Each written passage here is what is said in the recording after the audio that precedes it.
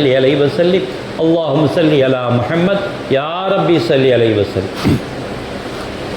அன்னாதம் குடும்பத்தார்கள், தோழர்கள், இமாம்கள், பெரியோர்கள், நாதாக்கள், ஷேக்மார்கள், குறிப்பாக நம்மவர்கள் அனைவர்கள் மீதும் உலக மக்கள்கள் அனைவர்கள் மீதும் அல்லாஹ்வின் சாந்தியும் சமாதானமும் கருணையும் ஈடேற்றமும் என்றென்றும் இறங்கிக் கொண்டே இருக்கட்டுமாக.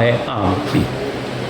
அல்லாஹ்வின் நல்லடியார்களே, அருமை பெரியார்களே, நாம் தீன் முழுமையாக பரிபூர்ணமாக சம்பூர்ணமாக்கப்பட்ட இந்த தினம் கடைசி கடமையாக துல்ஹஜ்ஜி மாதம் வந்திருக்கின்றது. அந்த துல்ஹஜ்ஜி மாதம்தான் இஸ்லாத்தில் பரிபூர்ணமாக்கப்பட்ட கடமையாக இருந்து கொண்டிருக்கின்றது. அல்லாஹ் தஆலா சொல்லி காட்டுவதைப் போல அல்யௌம அக்மல்து லக்கும் வ அத்மம்து அலைக்கும் நிஅமதி வ ரலீது லக்குமுல் இஸ்லாம தீனா என்று அல்லாஹ் தஆலா சொல்லி காட்டுகின்றான். இன்றைய தினம் உங்களுக்காக உங்கள் மார்க்கத்தை சகல விதங்களிலும் பரிபூர்ணமாக்கிவிட்டோம் என்று சொல்லி காட்டுகின்றோம். பரிபூர்ணமாக்கிவிட்டோம். மேலும் உங்கள் மீது என்னுடைய அருட்கொடைகளை நிரப்பமாக்கிவிட்டோம். அதிகமான அருட்கொடைகளை அள்ளித்தரக்கூடிய அந்த நாளாக ஆக்கிவிட்டோம் என்று சொல்லி காட்டினார். மேலும் இஸ்லாம் மார்க்கத்தை நிலையான மார்க்கமாகவும் ஆக்கிவிட்டோம் என்று சொல்லும். இதன் மூலமாக இஸ்லாம் பரிபூர்ணமாகிவிட்டது. ஏன் அப்படி சொல்லி காட்டுகின்றான்? பரிபூர்ணமாக ஆக்கிவிட்டு இது நாள் வரை பரிபூர்ணமாகவில்லையா? ஆதம் அலைஹிஸ்ஸலாம் காலத்திலிருந்து ஈசா அலைஹிஸ்ஸலாம் அவர்கள் காலம் வரை இஸ்லாம் பரிபூர்ணமாகவில்லையா என்று ஒரு கேள்வி நம் முன்னால் எழுகின்றது. ஏன் இந்த ஆயத்தில் இஸ்லாத்தை பரிபூர்ணமாக்கி விட்டேன் என்று ஏன் சொல்ல வேண்டும் என்று நம் உள்ளத்திலே கேள்வி எழுகின்றது. காரணம், அந்த காலகட்டத்தில் ஒவ்வொரு காலகட்ட மக்களுக்கும் உகந்த மாதிரி அல்லாஹ் தஆலா சட்ட திட்டங்களை வகுத்து தந்தான். ஆதம் அலைஹிஸ்ஸலாம் அவருடைய காலகட்டத்திலே ஒரு சட்டம், நூஹ் அலைஹிஸ்ஸலாம் காலகட்டத்திலே ஒரு சட்டம். அந்த காலகட்ட மக்கள் படிப்படியாகத்தான் இவர்கள் உள்ளத்தை மாற்றமடைய செய்ய வேண்டும் என்பதற்காக வேண்டி படிப்படியாக முன்னேற்றம் செய்து கிட்டத்தட்ட பெருமானார் ரசூலே கரீம் ஸல்லல்லாஹு அலைஹி வஸல்லம் அவர் காலம் வரை மக்களை பரிபூர்ணப்படுத்தி செம்மைப்படுத்தி பரிபூர்ணமாக்கியிருக்கின்றான் என்று இந்த ஆயத்திலே சொல்லி காட்டுகின்றான். ஒவ்வொரு நபிமார்களுக்கும் தொழுகை அதிகப்படுத்தவில்லை, கடமை அதிகப்படுத்தவில்லை. காலை மாலை தொழுகையாகும், 3 வேளை தொழுகையாகும். இப்ராஹிம் அலைஹிஸ்ஸலாம் அவர்களுக்கு கஅபத்துல்லாவை வலம் வந்து தொழுகையாகும். இப்படியாக ஒவ்வொரு நபிமார்களுக்கும் ஒவ்வொரு காலகட்டத்திலும் மாற்றிக்கொண்டே இருக்கின்றது. ஒரு காலகட்டத்திலே ஆக்கப்பட்ட இசை கூடும் என்று சொல்லக்கூடிய விஷயம் இந்த காலகட்டத்திலே கூடாது. ஒரு காலகட்டத்திலே மதுவை அருந்துங்கள் என்று சொல்லக்கூடிய காலகட்டத்தை மாறி தொழுகையின் பக்கம் மதுவை கொண்டு நெருங்காதீர்கள் என்று காலகட்டம் மாறி மதுவையே தொடாதீர்கள் என்று சொல்லக்கூடிய காலகட்டமாக மாற்ற வைத்தான். இப்படியாக ஒவ்வொரு காலகட்டங்களாக மாறி பெருமானார் ரசூலே கரீம் ஸல்லல்லாஹு அலைஹி வஸல்லம் அவர்களுக்கு இந்த ஆயத்தை இறக்கும் பொழுது உங்களுக்கு இன்றைக்கு பரிபூர்ணமாக்கி விட்டேன், சம்பூர்ணமாக்கி விட்டேன் என்று அல்லாஹ் தஆலா சொல்லி காட்டுகிறார்.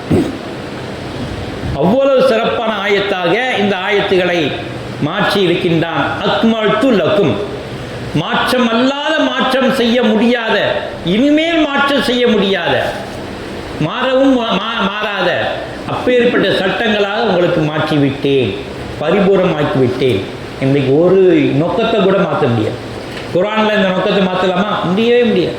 ஜபர் ஜேரை மாற்றலாமா? லம்மு பேஷ மாற்றலாமா? எதுவுமே மாற்ற முடியாது. மாற்ற முடியாத ஒரு விஷயமாக ஒரு அர்த்தத்தை மாற்ற முடியுமா? முடியாது. அந்த அளவுக்கு பரிபூர்ணமாக முத்திரையாக்கி விட்டான். ஓ அத்வம்து அலைக்கும், அவனுடைய அருட்கொடையும் நிரப்பமாக்கி தந்து விட்டான். ரலீது லக்குமுல் இஸ்லாம் தீனா என்று சொல்லிவிட்டான். உங்களுக்காக இஸ்லாம் மார்க்கத்தை நிரந்தர மார்க்கமாக பொருந்திக் கொண்டேன். நீங்கள் செய்யக்கூடிய அமல்கள் எல்லாம் நிரந்தர மார்க்கமாக நான் பொருந்திக் கொண்டேன்.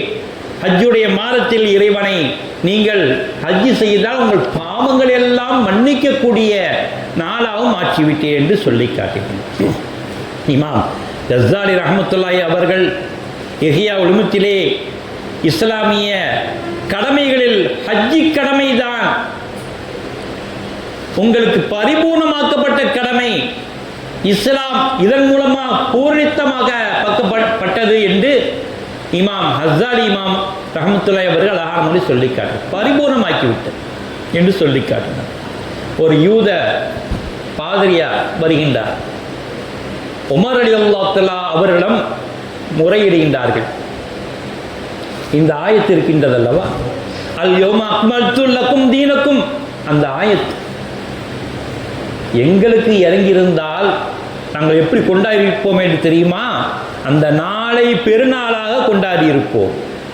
அவ்வளவு உன்னதமான ஆயத்து, அது மிக பிரம்மாண்டமான ஆயத்து என்று அவர் பெருமை பொங்க சொல்லி காட்டுகின்றார். உமர் ரலியல்லாஹு அவர்கள் சிரித்துக் கொண்டே, எங்களுக்கும் தெரியும் அந்த ஆயத்தை பற்றி, அது எந்த நேரத்தில் இறங்கியது, எப்படி இறங்கியது, எதுக்காக வேண்டி இறங்கியது என்பதை பற்றி பரிபூர்ணமாக எங்களுக்கு தெரியும், அல்ஹம்துலில்லாஹ் என்று சொல்லி காட்டினார். யௌமுல் ஜும்ஆ நாளில் அந்த ஆயத்து இறங்கியது. ஏழைகளின் பெருநாள், எங்களுக்கும் பெருநாள். அந்த நாளில் அந்த ஆயத்து இறங்கியது. எப்படிப்பட்ட நாள் என்று தெரியுமா? அரஃபா மைதானத்தில் நாங்கள் கூடியிருக்கின்ற நேரத்தில், ஹஜ்ஜுடைய நாளிலே அரஃபா மைதானத்தில் கூடியிருக்கின்ற நேரத்திலே, வெள்ளிக்கிழமை ஜும்மாவுடைய நேரத்திலே இந்த ஆயத்து இறங்கி இருக்கின்றது. இரட்டை கொத்துபா நாங்கள் பெருநாளாக கொண்டாடுகின்றோம் என்று சொல்லி காட்டினார். ஹஜ்ஜுல் அக்பர் என்று சொல்லி காட்டுவோமே, அப்படிப்பட்ட ஹஜ்ஜுல் அக்பர் அந்த நாளில் தான் இந்த ஆயத்து இறங்கிட்டு இருக்கின்றது. ஆகவே 2 தடவை நாங்கள் பெருநாள் கொண்டாடி கொண்டிருக்கின்றோம், வருடம் வருடம் கொண்டாடுவோம் என்று சொல்லிக்காரு. அந்த ஆயத்துடைய அவ்வளவு சிறப்பு. ஹஜ்ஜுல் அக்பர் வரும்பொழுதெல்லாம் நாம் பெருமையாக கொண்டாட, எங்களுக்கு கிடைச்சிருச்சு ஹஜ்ஜுல் அக்பர். சிலவங்களுக்கு கிடைக்காது, சில வருடம் வராது, சில வருடங்கள் வரும். அப்பேற்பட்ட நாளிலே இறக்கப்பட்ட ஆயத்து என்று உமர் ரலியல்லாஹு அவர்கள் பெருமை பொங்க சொல்லி காட்டினார்கள் என்றால் எப்பேற்பட்ட நாளாக இருந்து கொண்டிருக்கின்றது என்பதை நாம் சிந்தனை செய்து பார்க்கிறோம். ஹஜ்ஜி சாமானியப்பட்ட ஹஜ் அல்ல, அல்லாஹ்வுக்கு மிக உன்னதமான கடமை, மிக பிரியமான கடமை. அதுதான், அதிலே எல்லாமே அடங்கியிருக்கின்றது. பொருளாதாரத்தை இறைவனுக்காக செலவழிப்பது, குர்பானி அறுத்து பலியிடுவது, நோம்பிருப்பது, ஹஜ்ஜி செய்வது, தவாப் சுத்துவது, நல்லோர்களை சந்திப்பது, எல்லா அமல்களும் அங்கே அடங்கியிருக்கின்றது. காரணமாக இறைவன் அந்த நாளிலே உகந்த நாளாக பிரியம் கொள்கின்றான். ஆகவே தான் என்னுடைய மன்னிப்பு தாராளமாக, மன்னிப்பின் கதவை திறந்து விட்டேன் என்று சொல்லிக்காரு. ஹஜ்ஜி செய்தவர்களுக்கு என்னுடைய மன்னிப்பின் கதவை திறந்து விட்டேன். ஷிஃபாயே காலி இயாலின் ஒரு கிதாபிலே எழுதப்பட்டிருக்கின்றது, வரலாறு பதியப்பட்டிருக்கின்ற. அந்த வரலாறிலே ஒரு ஜமாத்தார்கள் ஒரு முஸ்லீமை இழுத்துட்டு வந்து ஷஹீதாக்கப்பட்டு அவரை விடிய விடிய நெருப்பிலிட்டு கொளுத்துகின்றார்கள், எரிக்கின்றார்கள். உடம்பு கொஞ்சம் கூட எரியலை, விடிய விடிய எரிக்கிறாங்க, அப்படியே இருக்கு, உடலாக இருக்கு, கரியன் இல்லை, கருப்பாக மாறமில்லை, புகைப்படம் இல்லை, எதுவும் படம். நெருப்பு ஜோடியாக எரிந்து கொண்டே இருக்கின்றது. இன்னும் என்னென்ன கட்டையெல்லாம் போட்டு எரிங்கப்பா அப்படி எரிக்கிறாங்க, எரிஞ்சுக்கிட்டே இருக்குது. ஆனால் உடம்பு கொஞ்சம் கூட மாறல, அப்படியே. இதை உடனே சாதுன் கௌலானி ரலியல்லாஹு அவர்களை வந்து கேட்கின்றார்கள் அந்த கூட்டத்தார்கள். சாதுன் கௌலானி அவர்களே, ஒரு மனிதரை கொலை செய்தோம், இப்படி எரித்தோம், எவ்வளோ பெரிய பாவம் செஞ்சிட்டீங்கப்பா, ஆனால் எரியலை, உடம்பு எரியலை, உயிர் போயிடுச்சு, ஷஹீதாக்கப்பட்டார், உடல் எரியலையே என்று சொன்ன உடனே அந்த சாதுன் கௌலானி ரலியல்லாஹு அவர்கள் சொல்லி காட்டினார்கள், அந்த மனிதர் 3 ஹஜ்ஜி செய்தாரா என்று கேட்கின்றார்கள். ஆமாம், 3 ஹஜ்ஜி செய்திருக்காங்க. அப்போ எரியாது. 3 ஹஜ்ஜி செய்தவர் உடம்பு எரியாது.